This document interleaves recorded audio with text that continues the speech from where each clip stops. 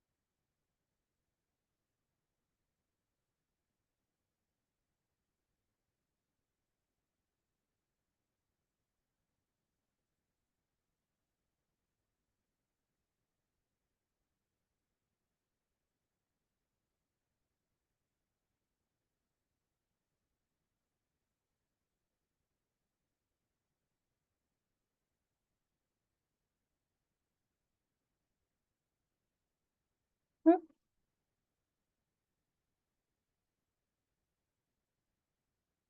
sorry about that. I don't know why the presentation started in the middle, but we'll bring it back to the beginning.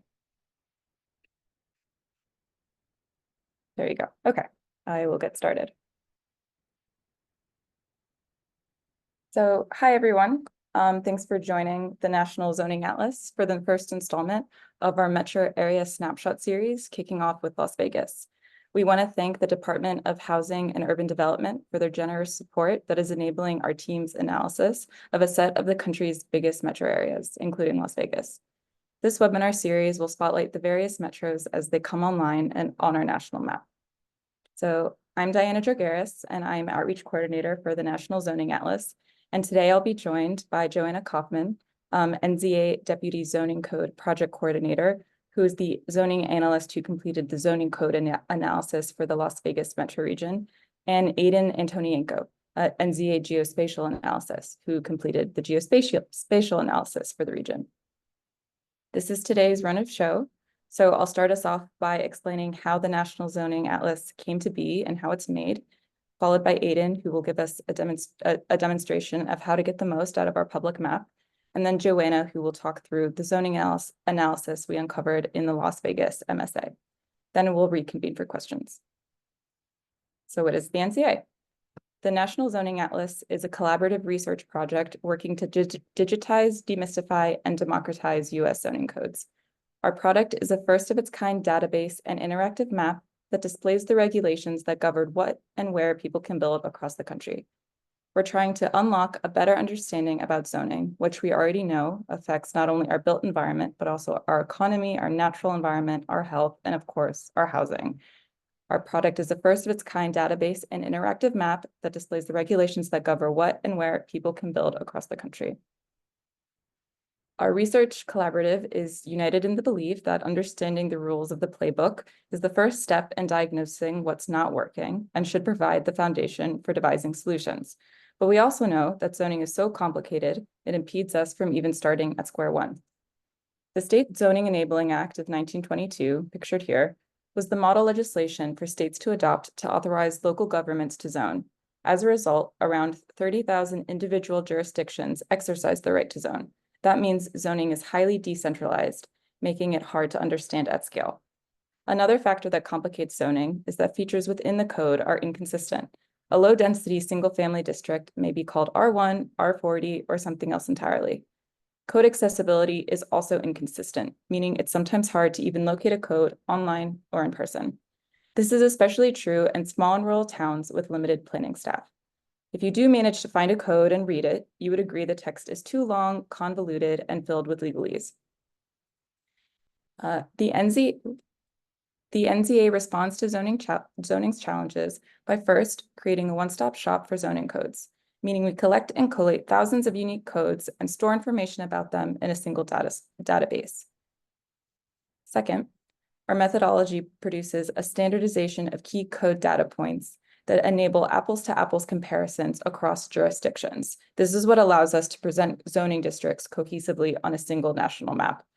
And lastly, the NCA is able to cut through the noise and make the codes accessible to non-experts. Our easy-to-use online map also promotes public access and visibility and can be used as a tool for public education. It provides a simple but powerful visual component that instantly reveals zoning's more inequitable trends.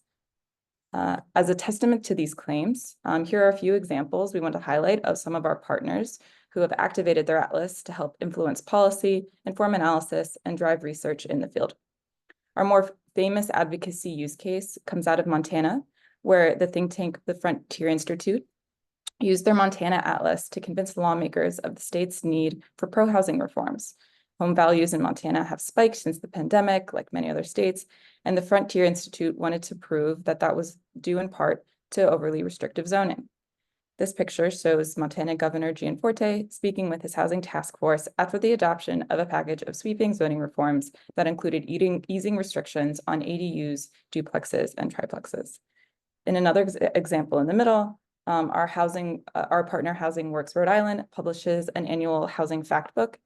And after releasing their Rhode Island Atlas in the fall, they were able to incorporate zoning data into their analysis and enhance the quality of their regional investigations. And finally, Atlas data is being used in scholarly research, among which includes a collaboration with Cornell Tech to investigate methods to accelerate zoning data collection and standardization using natural language processing methods. So I'll now cover the basis of how the map is built. The data inputted into the atlas has to be accurate enough to make sure it is usable by policymakers and clear enough for non-experts to understand. We do this through following a methodology enshrined in our How to Make a Zoning Atlas guide. The document contains instructions for the atlas's 2 work streams. There are analysts who work with code text and analysts who work with GIS data. The guide also provides instruction for how to input information into our backend online data entry tool and database called the NZA editor. And the NZA leadership team regularly evaluates and updates this methodology to adopt more uniform and consistent conventions that are adapted from our ever-growing collection of zoning codes. And if you follow us on social media, you can see that we released an updated version of this document earlier this week, and I encourage you to check it out. So here is a view from inside the NZA editor. In every jurisdiction with zoning, analysts work together to establish the list of zoning districts present between the zoning code and zoning map. And this is an important point because sometimes our analysts find discrepancies between the districts listed in both the code and the map. And here you can see the zoning districts listed for Ithaca, New York. At this stage, we also identify what type of district it is, and that we label as residential, mixed with residential, or non-residential, and whether or not it is an overlay. So, and then analysts analyze over 100 different data points within each district, beginning with treatment type, meaning whether the residential district allows 1 family, 2 family, 3 family, or 4 or more family housing units. Here are some of the fields analysts fill out in the editor. You can see we track minimum lot size, setback, height caps, and parking requirements among various other use, lot, and structural characteristics. And here is an analysis of our project to date. You can see we have 7,800 jurisdictions that are currently in progress and 3,300 jurisdictions that are complete and searchable on the online atlas. Over 320 individuals have contributed to zoning code collection and analysis efforts so far. And in all published jurisdictions, so far covered land home to over 55 million Americans, which is about 17% of the nation's population. And finally, here in this little pink bit is Clark County, which you all know comprises the Las Vegas metro statistical area. And now I will hand it over to Aiden, who will walk us through how to best use the public map. And I'm going to stop sharing my screen and switch it over to Aiden. All right, so I'm going to briefly show you how to use the interactive atlas on our website. And if you want to access it yourselves, you can access it at zoningatlas.org/atlas. And I'm going to share my screen.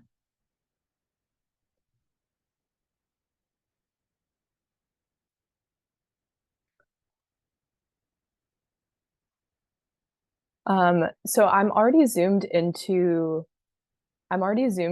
Clark County, but you can zoom to a specific area or address using the search bar on the right side. And referencing the legend in this view, you can see areas that we have uploaded that are mixed with residential in purple, non-residential in beige, and no zoning in gray. You can also toggle on and off water, tribal lands, and protected lands, which I'll leave off for now. But an important note about our geospatial methodology is that we do have a file of each of these that we remove from our data. And we also reference parcel data to remove right-of-ways so that the zoned land on the atlas is land that can be built on, and so that the data is more standardized and we can more accurately compare across jurisdictions. You can see a brief overview of the zoning of any area on the map just by hovering over it. But if you can also select a specific jurisdiction to get more information. And you can do this by clicking on the jurisdiction as you hover over it, searching in the zoom to area of the filters, or scrolling down and searching in this bottom bar here. And we are going to go to Las Vegas. So this is what I would call the jurisdiction view, and it's a great place to use what I think is one of the coolest features of the atlas, which is the filtering. The show me where people can build filter shows where you can build a specific kind of housing as of right. So if I click the single family homes option on,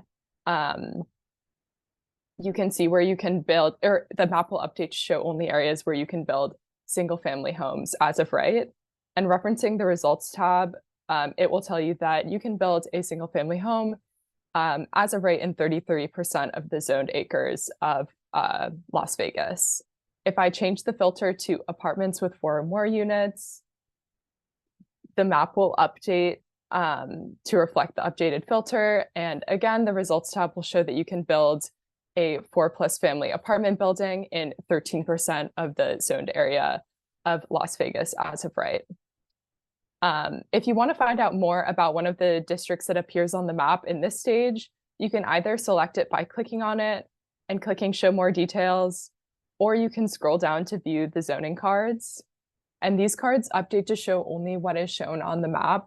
So all of the zoning districts shown right now allow for 4+ family housing as of right. And you can click show more details on any of these to see more information about parking, sewer and water, transit, ADUs, and more.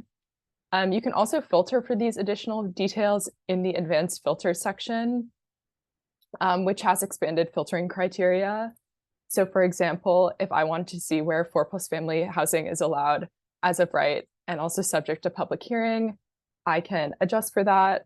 And I can also add an additional filter for a transit connection requirement.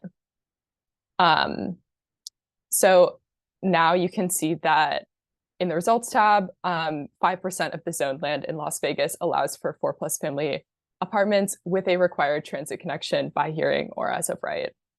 And if you want to see areas that satisfy a filter regionally or across the metro area, you can do that. I'm just going to go back to 4+ family housing as of right. And all you need to do is deselect the jurisdiction. And if you zoom out, it may take a second to load, but you can see all of the areas across a county or a region that satisfy that filter.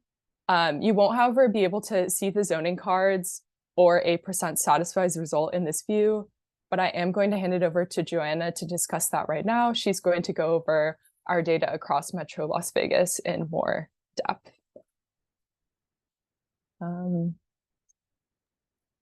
Stop sharing.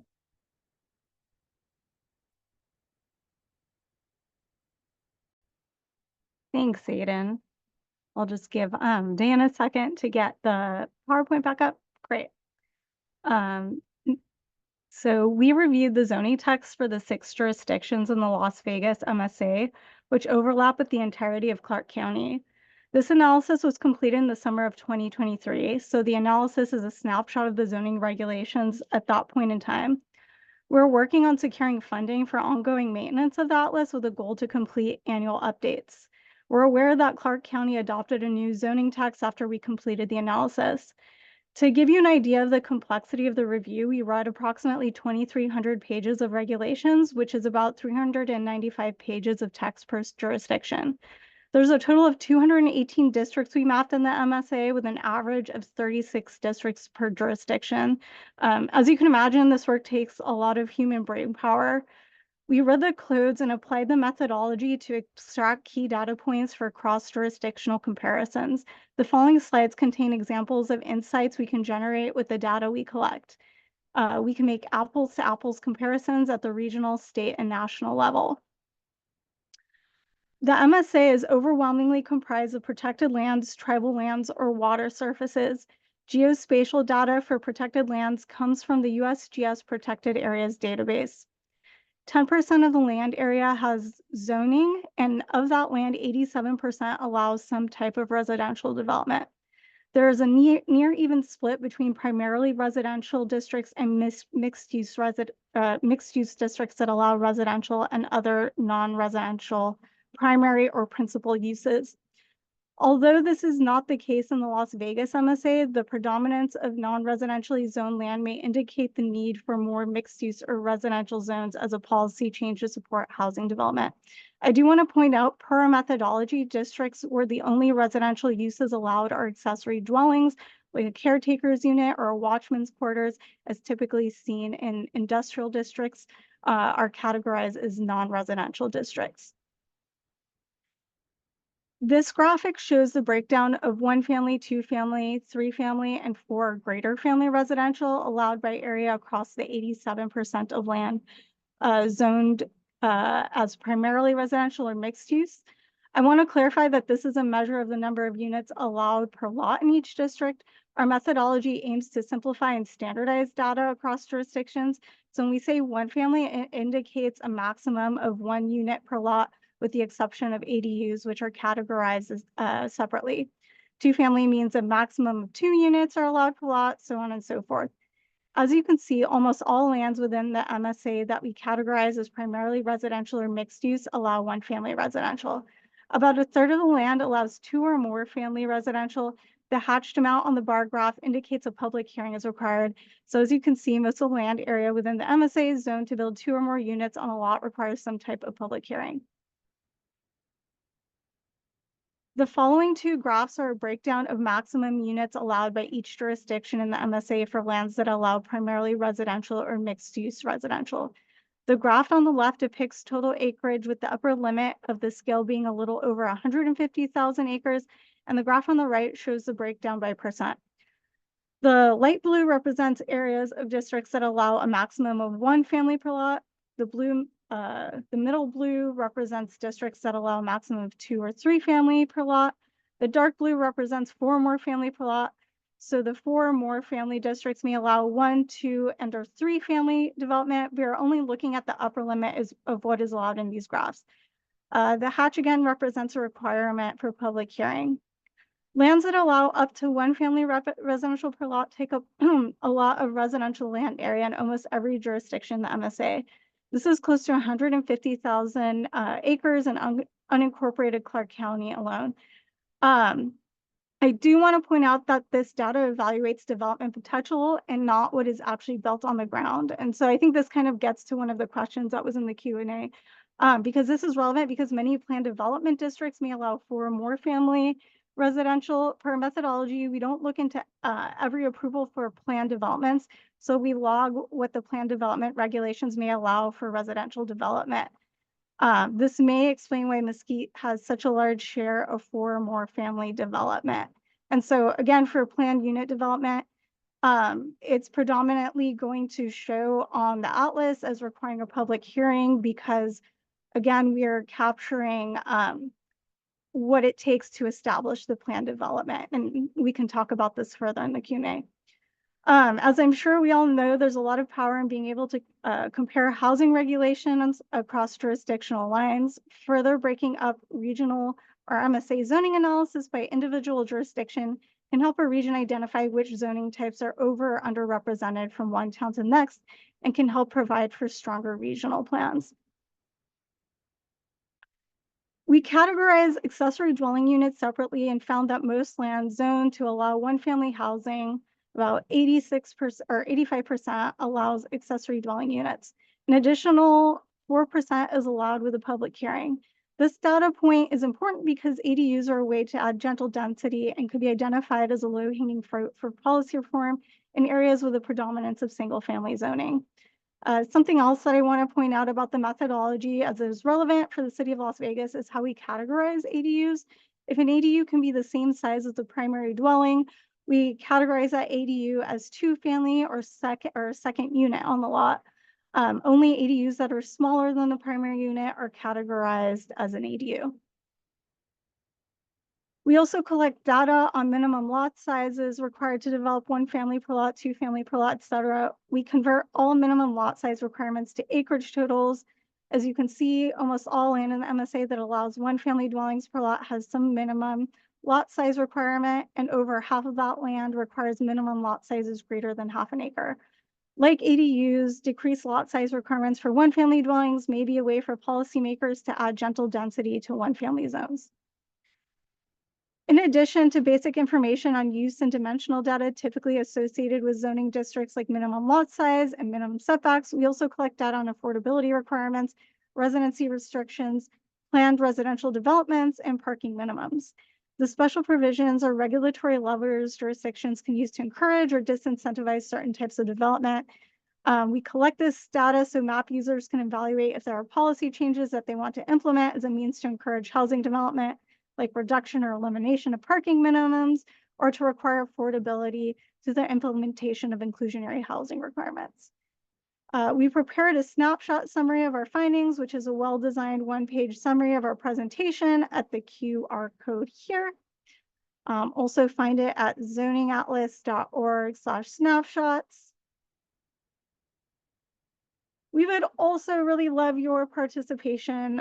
Please use the atlas. Again, you can find the map at zoningatlas.org/atlas.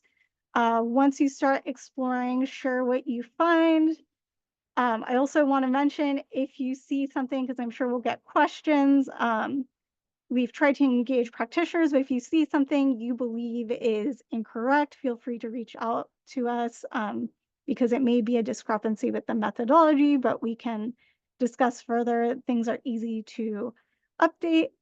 Also ping us with your zoning code updates. We mentioned unincorporated Clark County, but if your jurisdiction is going through an update, please let us know, and please do contact us with any other questions you have about the atlas or the methodology. And please connect with us. Follow us on Twitter and Instagram at Zoning Atlas.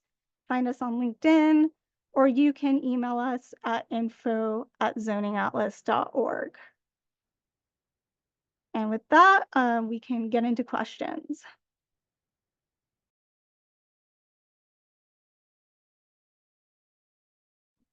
Great, thank you, Joanna. Let's see, we have a couple questions in the Q&A. Do we want to revisit Marco's question, who says, I think is a little confused of what they're seeing on the map. You can't build a single-family homes in a master plan community. What's going on in Summerlin? Joanna, do you have a more targeted response? Yeah, I'm not looking at the atlas up right now, but typically the methodology, how we code plan developments or master plan communities, which are another category of what we call in our methodology as planned residential developments.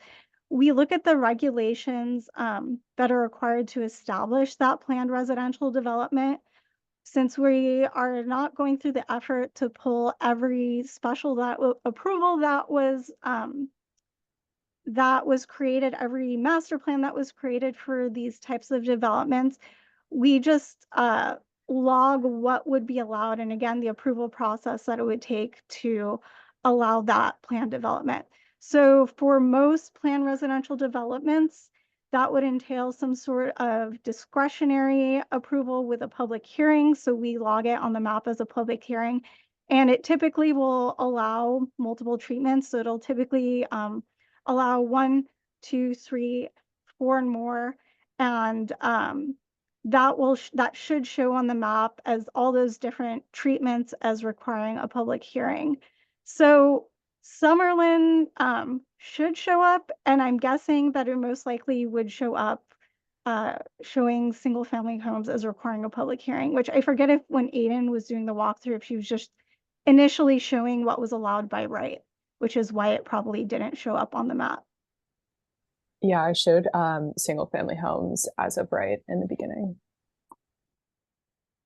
So I hope that clears that up. And I can't believe we forgot to actually put up the URL to the atlas, but that's zoningatlas.org/atlas. So if it's not already kind of like up on your screen right now, I encourage you to check it out after this. And again, we encourage all of your questions or critique. Our emails are open to talk about what might be confusing. Okay, next question, also probably for Joanna. Unclear how ADUs are treated. Do you want to explain how our methodology tracks ADUs again? Yeah, I'll speak through. So I'll talk through this. So an ADU is typically categorized. We have a separate ADU category. So it would show up separately on the map. It wouldn't show up as one family. The example I was giving for Las Vegas is they allow their ADUs to be up to the size of the primary unit. So if the accessory dwelling unit can be 100% of the primary unit size, we will categorize it as a second unit instead of an ADU. But in most cases, since ADUs are typically required to be smaller than the primary unit, we will categorize it in that ADU category. And we have a final question on a graph actually. And it might be hard for me to pull up again. I can try it. Well, let's try it. Yeah, we'll try it. I have a feeling the questioner is asking about this. And if you're wondering about the 2 to 3 family light blue, yes, it's actually not very well represented in these graphs. We kind of went back and forth as to why that's happening and concluded that it's because it's this information shows the max allowable units and not strictly 2 or 3. Joanna, anything to add? Yeah, so this is just be showing if you had a district where the maximum was only like 2 family, like in a lot of jurisdictions, they would call this like an R2 district, where there might be, a duplex that's allowed. So we also, again, we're looking at how many units are allowed by lot. So if your jurisdiction, it varies since we're trying to do an apples to apples comparison. Some jurisdictions will, they'll say attached housing allowed, and it turns out that, single family attached maybe 2 units per lot, or they'll say duplex allowed, but then when you read the definition of duplex, it's in reality 1 unit per lot because the party wall is on the lot line. So it varies, but this map is showing the maximum of 2 or 3 family units per lot, since a lot of zoning districts don't really cap out at that amount. That's why it's probably represented in such a small amount in this in these graphs. Oh. And again, we really want you to look at this data and let us know if you see something that gives you some pause. Please reach out. We'd like to talk to you.